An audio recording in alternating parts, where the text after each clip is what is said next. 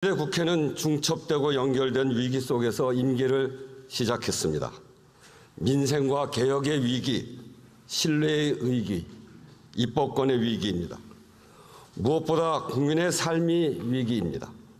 새 정부가 출범하고 2년이 지났는데 국민의 삶은 조금 더 좋아지지 않고 있습니다. 오히려 나빠졌다는 평가가 압도적입니다. 경제적으로도 사회적으로도 정치적으로도 그렇습니다. 바로 이 민생과 개혁의 위기 한복판에서 22대 국회는 임기를 시작합니다. 국민은 국회가 고단한 삶에 기댈 언덕이 되어주기를 원합니다. 국민의 생업을 안정시키는 것이 정치의 근본이고, 그래서 정치는 힘이 약한 사람들의 가장 강한 무기가 되어야 한다고 합니다. 해를 거듭할수록 낮아지는 국회의 신뢰도는 국민이 느끼는 절망감이 얼마나 커지고 있는지 말해줍니다.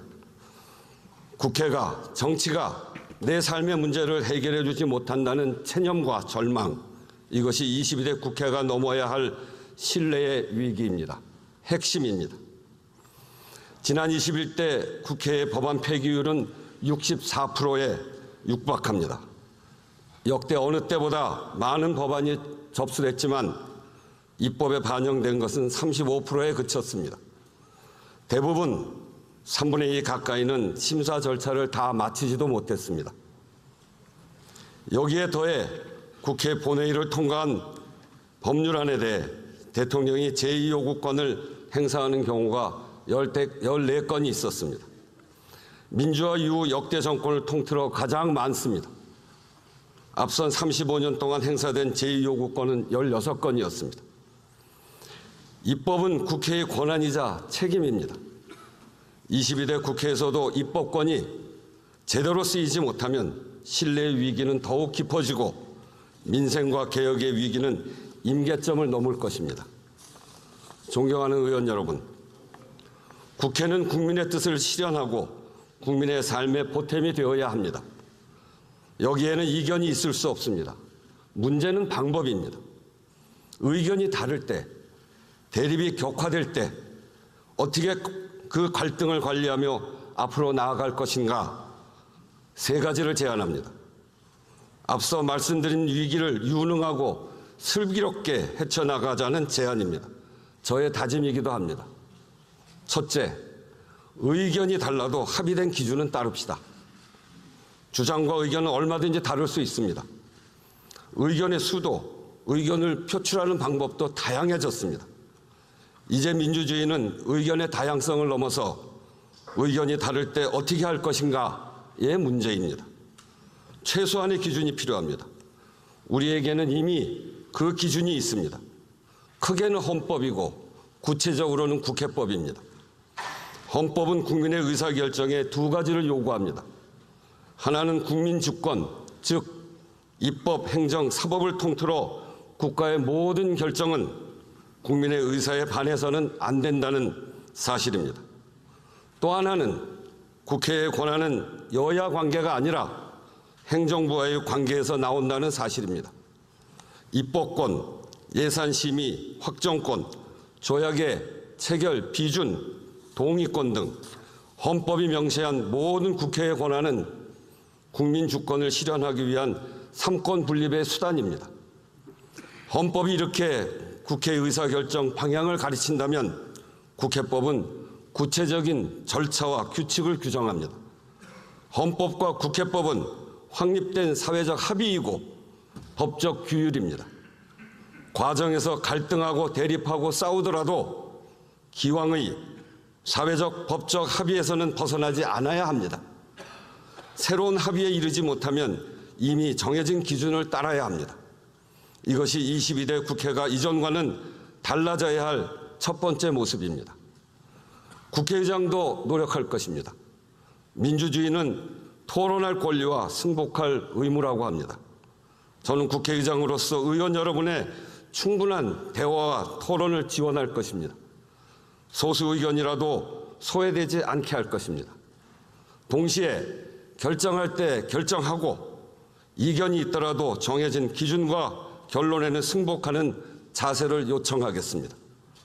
국회 의사결정은 물론 행정부와의 관계에서도 이 원칙을 분명하고 단호하게 지키겠습니다.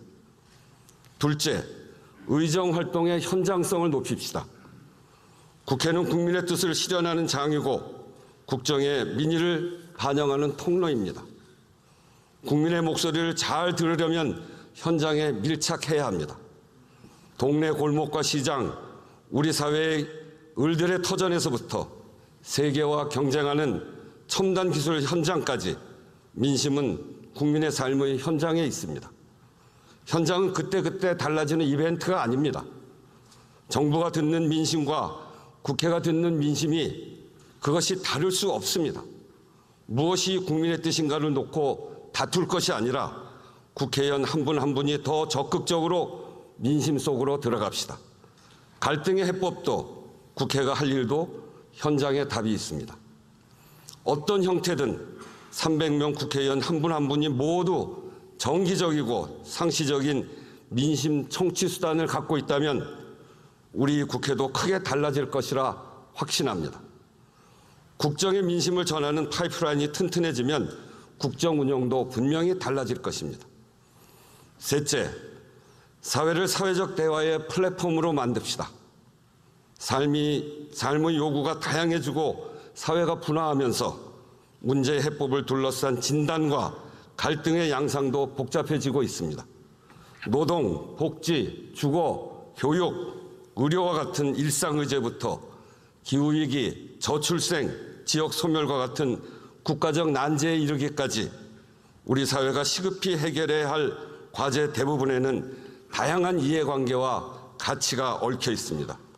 각자 진단하고 각자가 해법을 주장해서는 그것이 제자리 걸음에 머물 가능성이 큽니다. 사회적 논의와 합의가 필수적이고 절실합니다.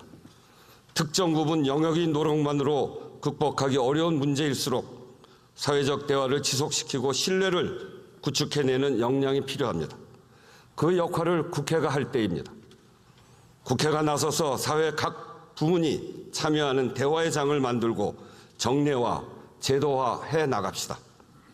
국회의원 개개인은 의정활동에서 현장성을 높이고 기관으로서의 국회는 사회적 대화의 플랫폼 역할을 한다면 22대 국회는 좀 더 구체적인 희망을 만들어 갈 수 있을 것입니다.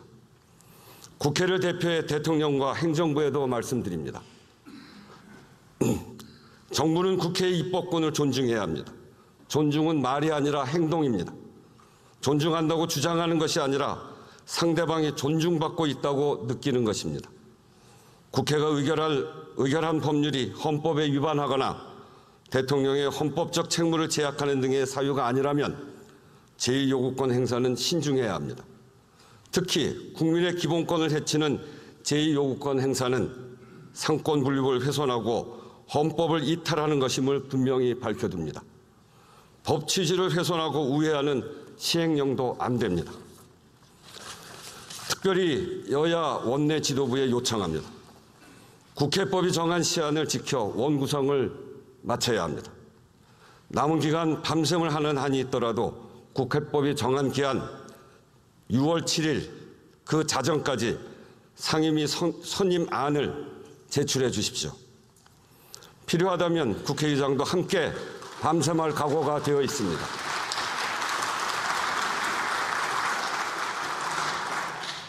의원님들 특히 지역구를 둔 의원들께서 매일매일 느끼실 겁니다. 동네마다 문 닫는 상점, 텅 빈 가게가 어느 때보다 많습니다. 정말 가슴이 찢어집니다. 아찔한 물가의 장바구니는 또 얼마나 가벼워졌습니까? 점심값과 교통비라도 아끼려는 직장인들의 분투 또 어떻습니까? 말 그대로 민생 대란, 국회가 할 일이 태산입니다. 군사적 긴장이 높아진 한반도 상황도 시급합니다. 개원을 늦춰서도 안 됩니다. 원구성 그야말로 국회가 일할 준비를 하는 것입니다. 준비를 이유로 정작 일할 시간을 까먹는다면 그 준비는 누구를 위한 것이고 무엇을 위해 하는 것입니까? 국민의 물음에 답할 길이 없습니다. 오늘 본회의가 끝나는 대로 교섭단체 대표와 회담하겠습니다. 개원은 국회의 의무이고 국민에 대한 도리입니다. 무슨 일이 있어도 국민에 대한 의무와 도리는 다한다는 결기가 필요합니다. 국민의 관점에서 용기와 결단을 요청합니다. 존경하는 국민 여러분, 의원 여러분, 국회의장은 국회를 대표합니다.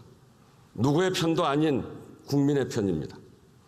국민의 삶의 현장에서 국민과 손잡는 국회, 제가 바라고 꿈꿔온 국회의 모습입니다.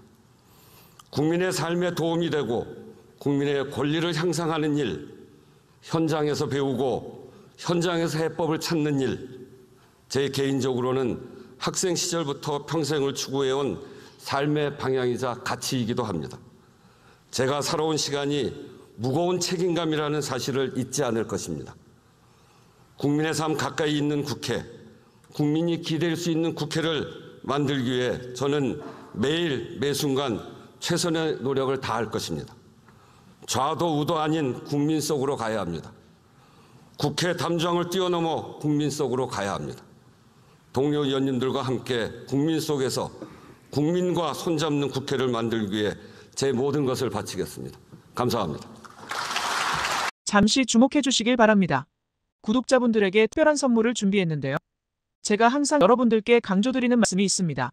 이슈와 뉴스만 꾸준히 챙겨보셔도 충분히 돈을 벌 수 있다고 말씀드리는데요. 여기 보이시는 채널의 영상을 보시면 어떤 생각이 드나요? 그냥 눈에 보이시는 뉴스와 영상만 보시고 아무 생각이 없으신가요? 그렇다면 저는 잘못된 것이라고 말씀드리고 싶습니다. 그 이유가 무엇이냐면 제가 8월 초에 뭐라고 말씀드렸나요? 지금은 바이오에 관심을 가져야 한다라고 뉴스만 보고 넘기지 마시고 투자를 직접적으로 생각해봐야 한다고 말씀드렸는데요. 이런 썸네일들과 영상을 통해서 충분히 구독자님들께도 전달이 되셨을 겁니다. 이런 바이오 이슈가 되었을 때 부자들은 어떻게 생각할까요? 바이오 관련주는 무엇이 있는지, 어떤 종목이 가장 좋을지, 어디에 투자해야 돈이 몰릴 수 있는지 자연스럽게 생각한다고 말씀드렸습니다. 지난번에 구독자분들과 함께하는 주식으로 수익 내기를 진행했었는데요. 100% 무료로 진행을 했고 이 사진을 보시면 아시겠지만 구독에는 문자 메시지를 남겨주신 모든 시청자분들께 이렇게 바이오 관련주 중에 가장 급등할 확률이 높은 딱 한 종목을 드렸습니다. 8월 13일에 우정바이오를 추천을 드렸습니다. 여기 나와 있는 사진을 보시면 정확히 얼마에 매수하고 어떤 종목을 사야 하는지, 어느 점에 팔아야 하는지 이런 부분들까지 여러분들에게 정확히 알려드렸는데요. 실제로 많은 분들께서 수익을 보셨습니다. 오른쪽을 보시면 알겠지만 8월 13일에 우정바이오를 소개해드리고 나서 실제로 며칠이 지나지 않고 이렇게 주가가 상한가가 되었습니다. 당시에도 굉장히 많은 분들이 제가 드린 이 종목으로 수익을 내셨습니다. 지난번과 똑같이 구독이라는 문자를 보내주시면 이번에 이슈가 되고 있는 주식 중에 앞으로 대장주의 구실을 하면서 주가 가장 크게 상승할 한 종목을 시청자분들에게 문자로 종목명과 사고자 하는 시점을 모두 알려드리겠습니다. 이 영상을 보시고 계시는 시청자분들 중에 종목이 궁금하다 하시는 분들은 남녀노소 시간 뗀 건 없이 이렇게 상담 번호를 항상 남겨놓고 있습니다. 전번호 010-5648-2209 똑같이 무료 급등 주식 문자를 보내드리겠습니다. 돈을 받는 것도 아니고 투자를 대신해드리는 것도 아니고 부담 없이 구독 문자 보내주시면 되십니다. 수익이 나신다면 구독과 좋아요 한 번씩